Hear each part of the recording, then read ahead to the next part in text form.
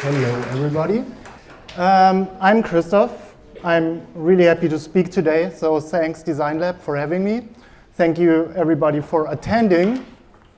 And if you have questions afterwards, we get into a question round, of course, but you can contact me on Twitter, where I'm not really active, because I love emails. So write me an email, it's way better technology. So design systems. Who of you is working with a system, is being exposed to a system? Okay, a few.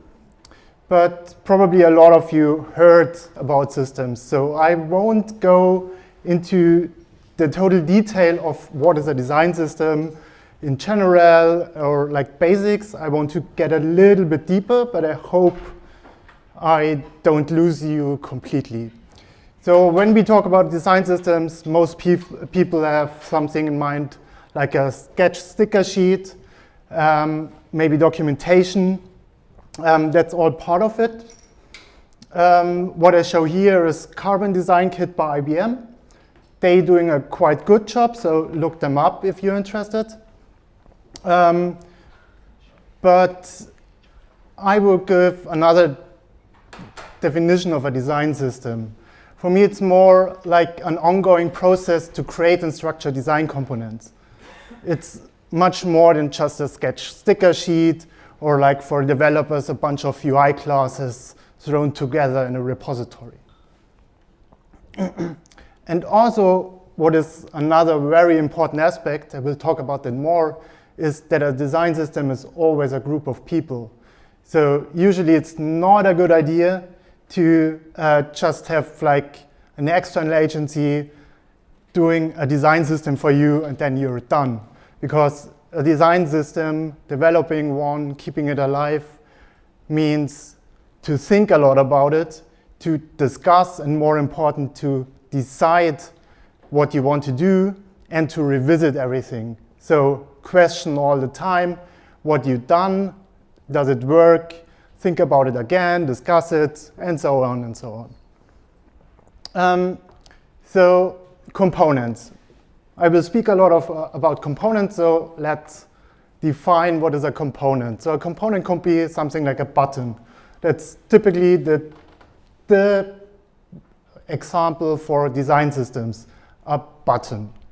You define it like a color, shape, whatever, and then you have more complex components like a dialog. So, and here you already see this button is part of a dialog. So in design systems, you usually have a component which could be encapsulated into another component. So you have structure in there. But also there's something like a base components. I just call them right now base components. You can call it the atoms or habitat or whatever. So stuff like typography, colors, borders, shadows. Also sometimes if you're really advanced, you define animations or define also tone of voice or something like that. And now we have these components. And so the first hard thing is naming it. So how would you name that? You can say white box to it, or can say frame. I think Google Material is saying card to it. IBM is calling it tile, container, whatever. So there you already have first discussions in your team. And the important thing is that it's not important that it's then card or box or tile or whatever is the right thing to call it. It's important to have a discussion about it. What's the right thing to call it? So everybody has an understanding if you're talking afterwards about stuff, what is it you're talking about? But don't over-discuss how this is called. It doesn't make sense. Just say, okay, let's call it card, move on. And the next thing is to structure stuff. So a simple example would be a button again. So a button is mostly of primary and secondary buttons. They have different states. stuff like that. So you start to do a structure in your design systems. You think about how things are connected.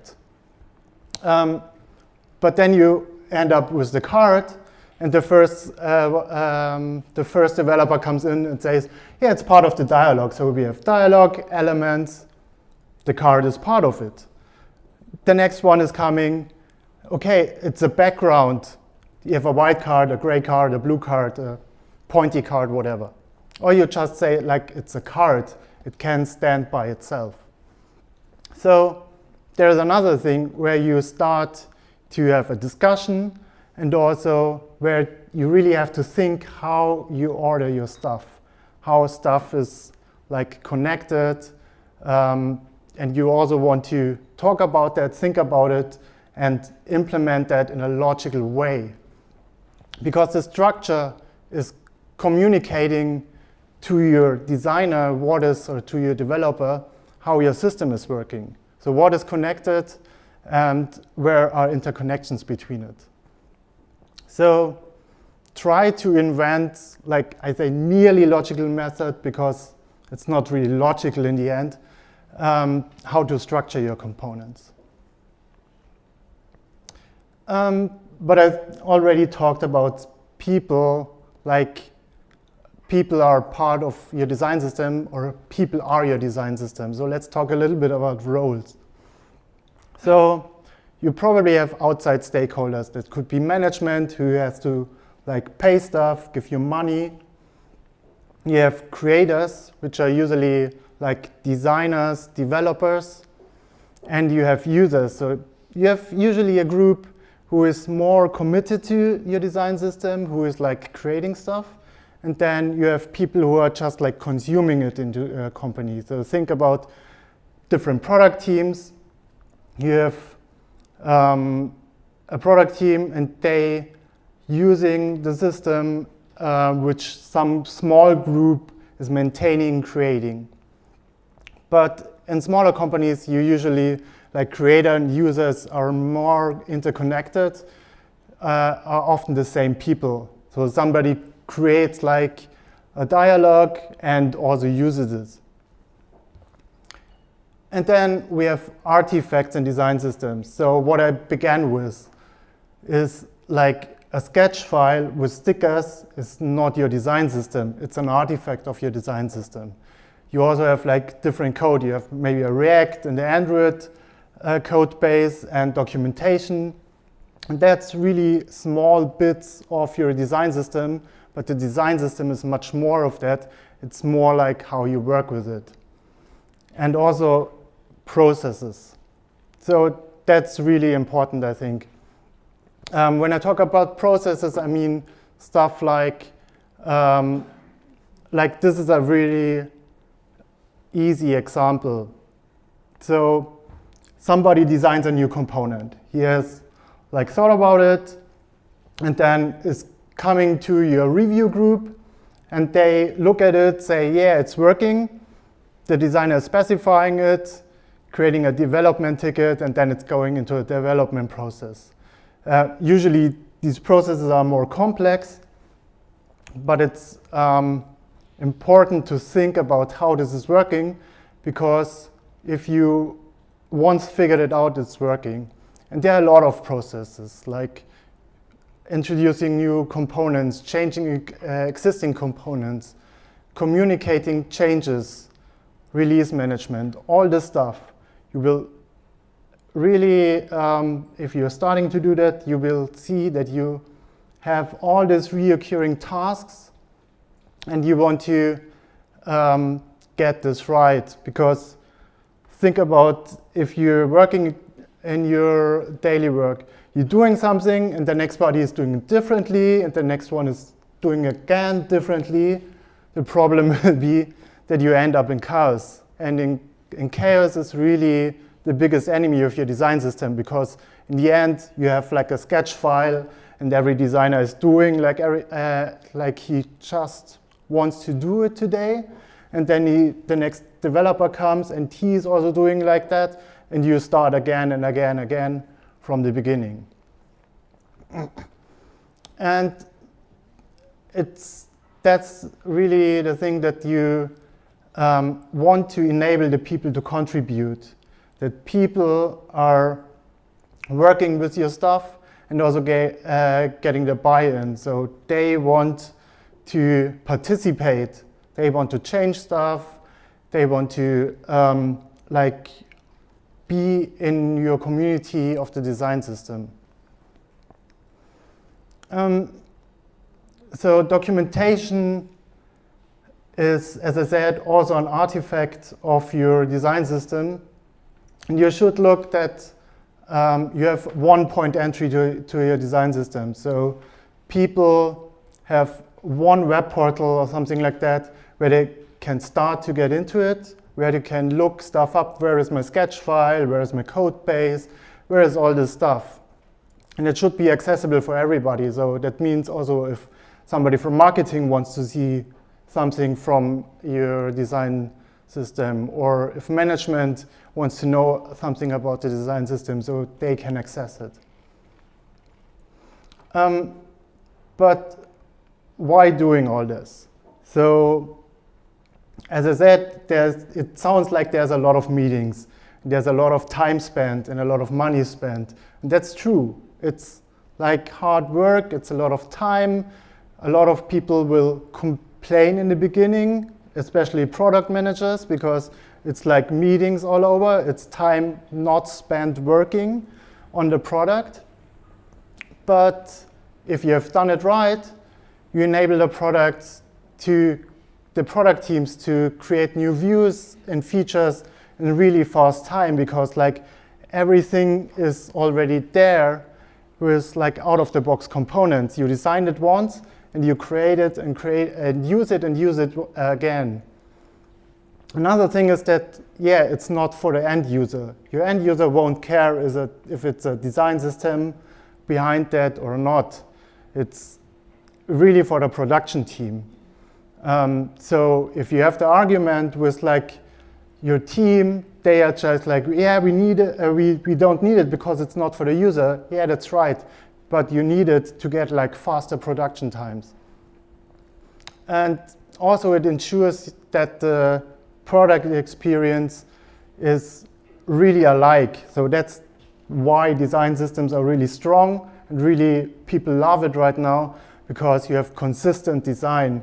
You have like one platform where like 200 designers are working for it, and like every button looks like another button, and it's not like a different shade of green and a different size of fonts and stuff like that.